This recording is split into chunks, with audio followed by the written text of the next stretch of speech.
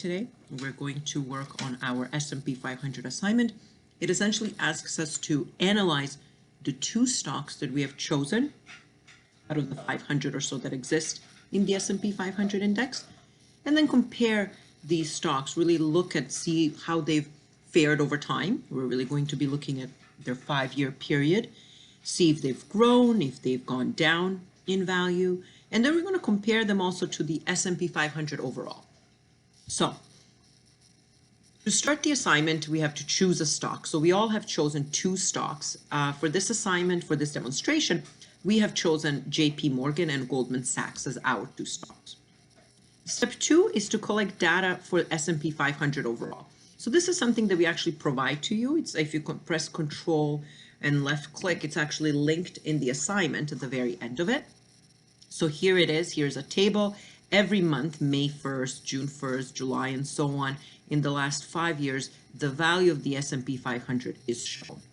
So you can copy this into a new Excel file, or you can simply open up the Excel file that we provide to you. And here it is. The data is already there. Same type of data that you just saw in the Word document. The next thing that we have to do is we have to look for the stocks of interest. So in order to find our own stocks, and everybody's going to have a different stock, we have to visit Yahoo Finance. So we're going to click here. You can just copy and paste that web address, or you can click on the link. And right here in the search bar, you can put in your stock. Each stock does have their own ticker symbol, which was JP for JP Morgan. Sorry, JPM for JP Morgan. You can find it by its name or by its ticker symbol, doesn't really matter. And once I see here, this is my JP Morgan and Chase, you want to click historical data. Once I select that, there's going to be a table that comes up. I really want the last 5 years, so the time period will be 5 years. Frequency monthly, and we're going to hit apply. Once we get that, we're going to download this data. So this opens up a new Excel document, which I'm going to open.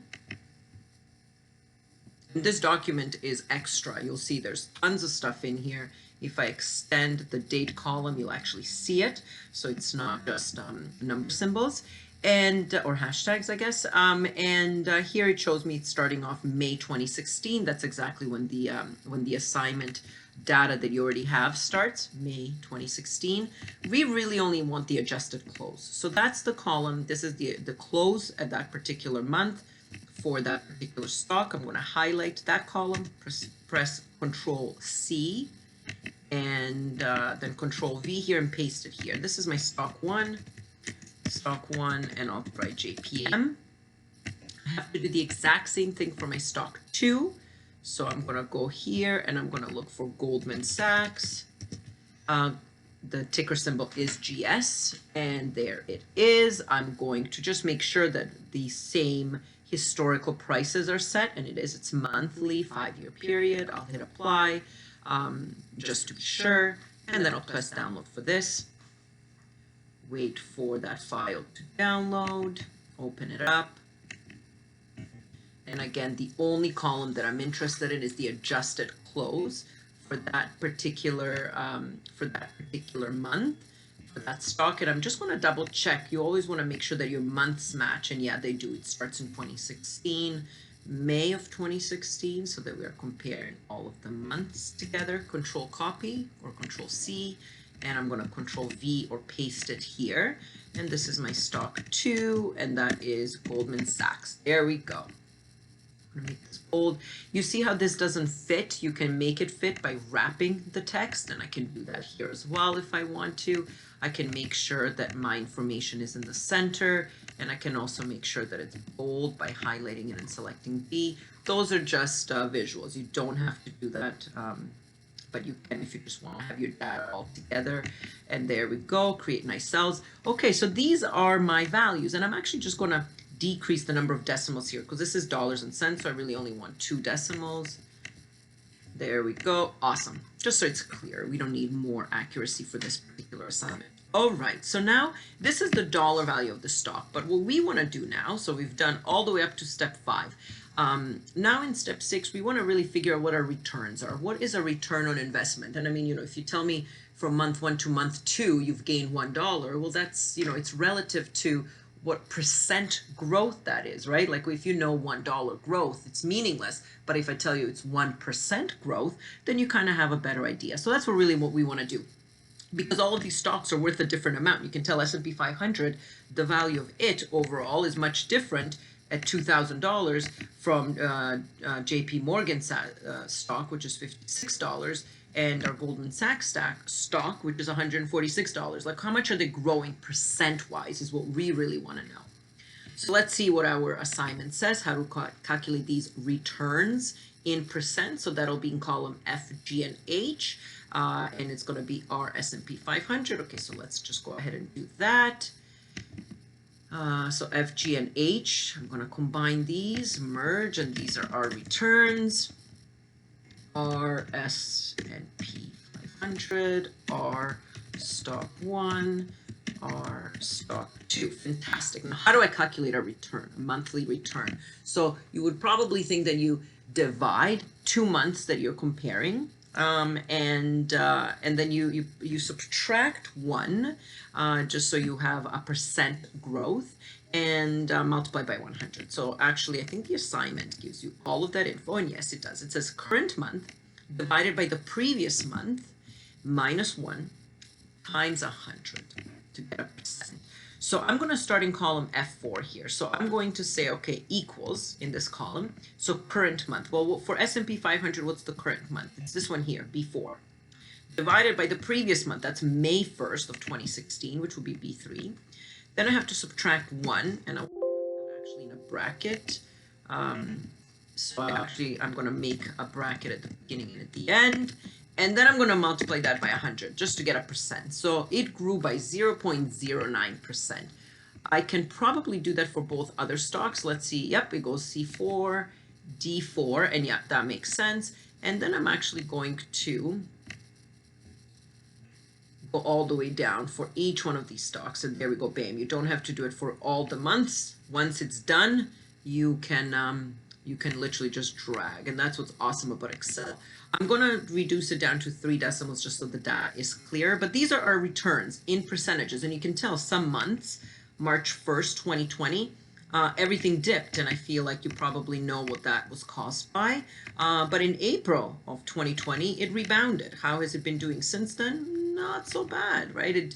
There was a couple of months of decline overall.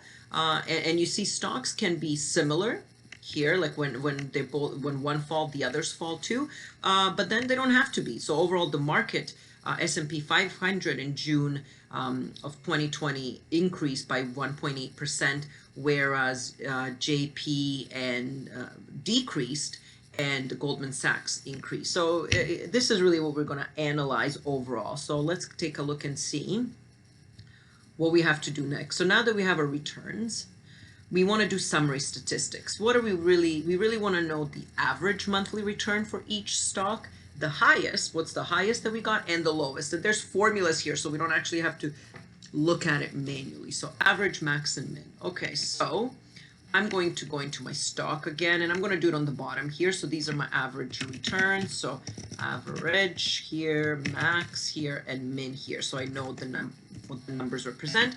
And then in the next cell, so that would be F64, I'm going to put in the formula, and what is that? Equals average. Awesome. Excel actually tells you what it'll provide for you, what kind of information it'll calculate. Then I'm going to start a bracket and highlight all these numbers in this particular column. And that's fantastic. Just that column, press enter, and there we go. 1.2% is the average. The maximum, that also has a formula, equals max, I think it said, and yeah, returns the largest value in a data set. Yep, so again, start the bracket and include all of this data. Okay, and the minimum will be equals min in this column. Start my bracket and highlight the same data set, which is fantastic. Enter. All right. And now that we've got all of these, we can highlight them and then drag it over to calculate the exact same thing for column G, which is our stock 1, and column H, which is our stock 2. Fantastic. I'm going to make these guys bold, just so I kind of remember that. And that's awesome. So on average, S&P 500 grew 1.2%, JP Morgan 1.9, and Goldman Sachs 1.8. I wonder what your stocks will have grown over, or will have the average growth to be over the 5-year period. And again, this is percent. And the maximum percent was 12%. Dang, that's quite a bit. 21%, 23%. But then the lowest is also -12, so it decreased, -22 and -22. And you can take a look and see which month that happened in, and you can kind of try and see, well, what happened in the world? What was economically occurring, or politically, or, you know, I mean, in our world, it was society that was changed March of 2020, and you can tell that in this market, right? Anyway, what's next in our assignment? Now that we have our summary statistics, we can now create a portfolio. So really we want to find out, okay, so we're starting off with $1,000 for each stock, stock 1, stock 2, and stock 3. And we want to know how much it's growing every month.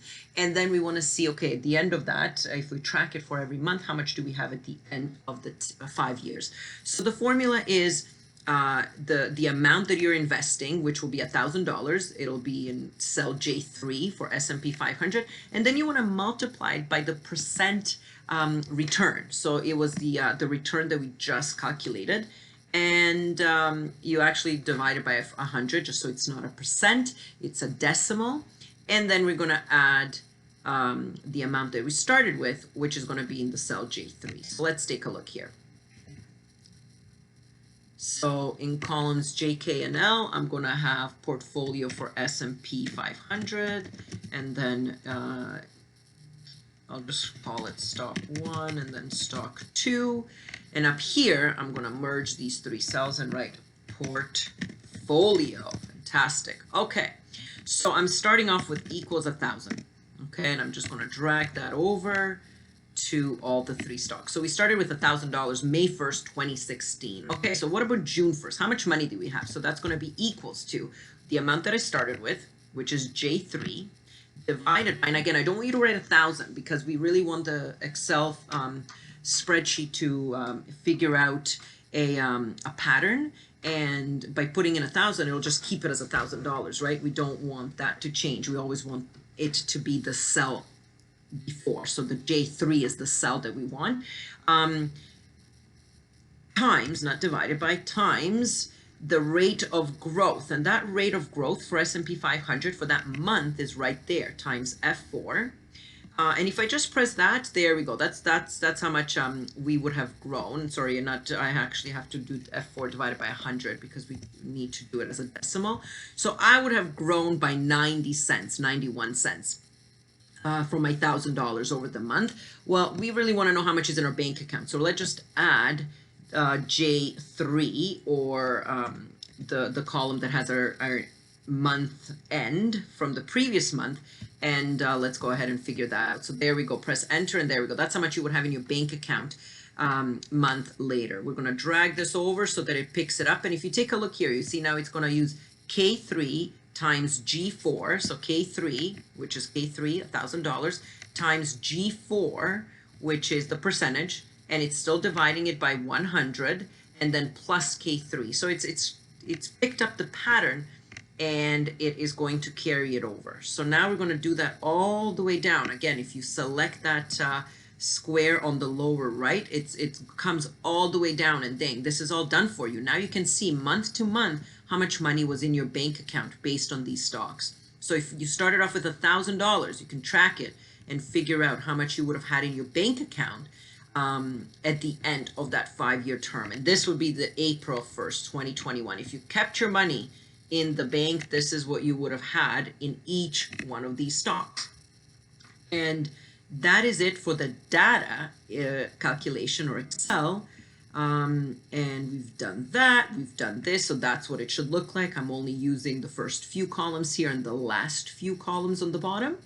Now we can summarize the data. So now we want you to make a Word file. So a Word file that answers the following. Of course, your name and the course code, your portfolio summary, how much would you have in your bank account after 5 years of investing. And you don't want to just write down how much you would have. We do have a sample report here, And we don't just write in how much we would have had. You kind of want to summarize it and compare these two. Like what do you notice that comes up? So we also have an additional sentence that talks about our return on our investment, or our ROI. So if we started off with 1,000, we would be best off if we invested in this one stock, JP Morgan. But would we have known that? Is it a wise decision to just invest in this one stock now that we have all of this historical information on its growth?